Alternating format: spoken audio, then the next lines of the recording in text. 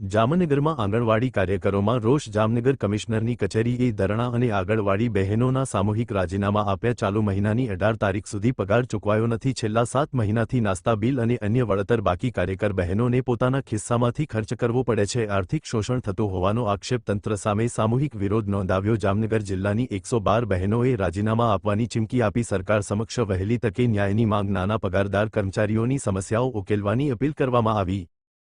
મારું નામ આરતી વારા છે. ભારતીય આંગણવાડી કર્મચારી મહાસંઘની સંગઠન મંત્રી તરીકેની મારી જવાબદારી છે. હાલ જામનગર જિલ્લામાં આજે 17 તારીખ 18 તારીખ થઈ, અમને પગાર નથી આપવામાં આવ્યો.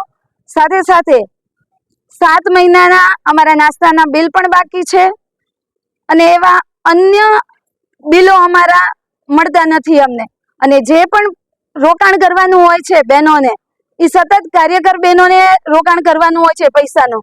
તો આવડા નાના પગારમાં અમારી બહેનો ક્યાંથી રોકાણ કરે? એવી મારી સરકારને અપીલ છે કે એમની સામું જોવે કે આવા નાના પગારમાં આટલો ખર્ચ ન કરી શકે બહેનો. તો અમારો આજે અમને શોષણ અમારું કરવામાં આવે છે, એ બદલ 112 બહેનો જામનગરની રાજીનામું આપવા માટે તૈયાર છે.